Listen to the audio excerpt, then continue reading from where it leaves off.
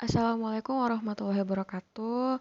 Di video kali ini saya bakal mereview pertemuan 1-7 di mata kuliah Analisis Perilaku SDM. Nah, di materi yang pertama itu mengenai eh, apa itu manajemen SDM. Nah, manajemen sumber daya manusia atau MSDM merupakan suatu ilmu atau cara bagaimana mengatur hubungan dan peran sumber daya atau tenaga kerja yang dimiliki oleh individu secara efisien dan digunakan secara maksimal sehingga dapat tercapai tujuan bersama perusahaan, karyawan, dan masyarakat yang maksimal. Kemudian yang selanjutnya perilaku individu dalam organisasi. Kepribadian merupakan konsep yang paling mendasar yang digunakan untuk menjalankan serangkaian perilaku. Kepribadian adalah cara khas atau cara di mana individu berpikir dan bertindak ketika ia sedang menyesuaikan diri di lingkungan. Individu membawa ke dalam tatanan organisasi seperti kemampuan, kepercayaan pribadi, pengharapan kebutuhan, dan pengalaman masa lalunya. Semuanya adalah karakteristik yang dipunyai individu. Karakteristik inilah yang akan dipakai untuk lingkungan baru, organisasi, atau lainnya. Ada dasar-dasar perilaku individu menurut Robbins. Ia berpendapat ada 3 variabel individu, yaitu kemampuan, karakteristik biografis, dan pembelajaran. Nah, kemampuan merujuk ke kapasitas individu untuk mengerjakan berbagai tugas dalam pekerjaan tertentu. Jadi, secara langsung mempengaruhi tingkat kinerja dan kepuasan karyawan melalui kesesuaian kemampuan pekerjaan. Kemampuan dibagi atas kemampuan intelektual atau IQ adalah kapasitas untuk melaksanakan kegiatan-kegiatan mental dan kemampuan fisik. Kemampuan menjalankan tugas yang menuntut stamina, keterampilan, kekuatan, dan karakter-karakter serupa. Karakteristik biografis seperti usia, jenis kelamin, status, banyaknya tanggungan, dan masa kerja dalam organisasi. Kemudian sikap dan kepuasan kerja. Sikap mencerminkan bagaimana seseorang merasakan sesuatu. Ada 3 komponen sikap. Yang pertama, kognitif, yaitu segmen pendapat dan keyakinan dari sikap. Yang kedua, efektif, yaitu segmen emosional dan perasaan dari sikap. Yang ketiga, perilaku, yaitu merujuk ke maksud untuk berperilaku dengan cara tertentu terhadap seseorang atau sesuatu.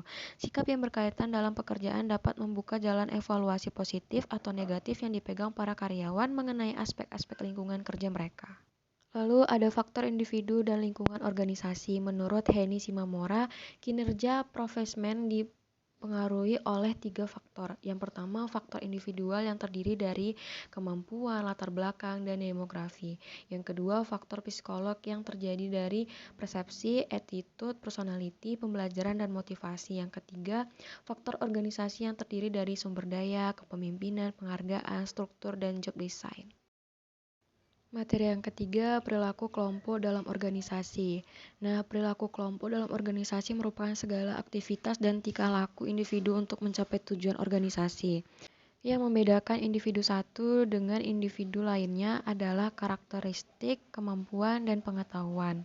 Ada beberapa alasan mengapa manusia memilih berkelompok dan berorganisasi menurut Robbins dan Jungle tahun 2008, yang dimana berpendapat bahwa manusia berkelompok untuk alasan memiliki rasa aman, harga diri, sarana komunikasi, afiliasi, status manusia, kekuatan, dan pencapaian tujuan. Kemudian konsep dasar kelompok dibagi menjadi beberapa. Yang pertama ada kelompok primer atau primer group, yang merupakan kelompok yang mempunyai sifat adanya keakraban, kerjasama, dan hubungan tatap muka. Contoh seperti keluarga, kerabat, dan sahabat. Yang kedua ada kelompok formal dan informal. Kelompok formal adalah suatu kelompok yang sengaja dibuat atau dibentuk dengan struktur dan tujuan yang jelas untuk tujuan tertentu. Sedangkan kelompok informal adalah suatu kelompok yang tidak sengaja terbentuk karena munculnya kedekatan yang timbul dari kelompok formal. Contohnya seperti di dalam organisasi kampus. Yang ketiga ada kelompok terbuka dan kelompok tertutup.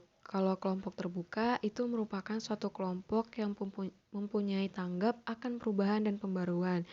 Tidak stabil dikarenakan jumlah anggota yang bersifat bebas keluar masuk.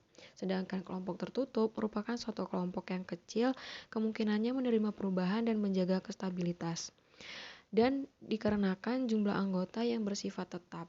Yang terakhir, kelompok referensi, di mana seseorang melakukan referensi atasnya sebagai suatu ukuran standar untuk evaluasi dirinya dan sebagai sumber dari nilai dan sikap pribadinya. Evaluasi ini terdiri dari beberapa, di antaranya fungsi perbandingan sosial atau social comparison, yang kedua fungsi pengesahan sosial atau social validation. Nah, fungsi dari kelompok. Yang pertama, mengurangi rasa tidak aman, kegelisahan, dan kurang rasa mampu. Yang kedua, menjadi alat untuk melakukan tugas-tugas yang kompleks. Yang ketiga, pengakuan diri. Yang keempat, untuk menyelesaikan suatu tugas secara kreatif. Yang kelima, memenuhi kebutuhan afiliasi atau kasih sayang. Yang keenam, koordinasi dan penghubungan di antara beberapa departemen. Yang ketujuh, untuk kekuatan atau power. Yang kedelapan, sarana pencapaian tujuan. Materi yang keempat, evaluasi kinerja. Evaluasi kinerja merupakan pendapatan yang bersifat evaluatif atau sifat perilaku seseorang atau prestasi sebagai dasar untuk keputusan dalam rencana pengembangan personil. Tujuan evaluasi kerja yang pertama ada meningkatkan, yang kedua mencatat, yang ketiga mengidentifikasi atau merumuskan, yang keempat memberikan peluang, yang kelima melaksanakan dan mengembangkan. Kemudian pendekatan evaluasi kerja terdiri menjadi yang pertama pendekatan sikap, pendekatan perilaku, dan pendekatan hasil. Kemudian metode evaluasi, penilaian diri sendiri, penilaian atas langsung, penilaian dari rekan kerja, penilaian bawahan langsung, dan penilaian sumber lain seperti pelanggan, pemasok, komite para manajer, konsultan eksternal, evaluasi 360 derajat. Nah, materi yang terakhir, instrumen evaluasi kinerja. Nah, di sini mengembangkan instrumen pengumpulan informasi mengenai kinerja karyawan dimulai penilaian dengan mengobservasi kinerja karyawan ternilai dan mencatatnya dalam buku kerjanya. Dalam pengembangan instrumen ini dibagi menjadi 4 bagian. Yang pertama, pegawai melaksanakan pekerjaannya. Yang kedua, kinerja pegawai dalam upaya mencapai tujuan organisasi. Yang ketiga, kinerja akhir pegawai. Yang keempat, penilaian mengisi instrumen evaluasi kinerja. Kemudian dalam proses penggunaan instrumen, yang pertama bagian nama organisasi atau jabatan, yang kedua identifikasi karyawan, nama, unit kerja, jabatan, dan perangkat. Yang ketiga identifikasi penilaian, nama penilaian, jabatan, unit kerja. Yang keempat, masa periode penilaian. Yang kelima, butir-butir indikator kinerja. Yang keenam, deskriptor level kinerja. Yang ketujuh, catatan atau penilaian. Yang kedelapan, tanggapan ternilai atas penilaian. Yang terakhir, tanda tangan. Lalu ada skala penilaian. Skala penilaian ini ada skala nominal, skala ordinal, skala interval, dan skala rasio. Model evaluasi kinerja. Yang pertama model esai, yang kedua model critical index, yang ketiga model ranking method, dan yang keempat model checklist. Baik, sekian dari video kali ini. Jika terdapat banyak kesalahan serta kekurangan dalam video kali ini, saya mohon maaf dan terima kasih. Assalamualaikum warahmatullahi wabarakatuh.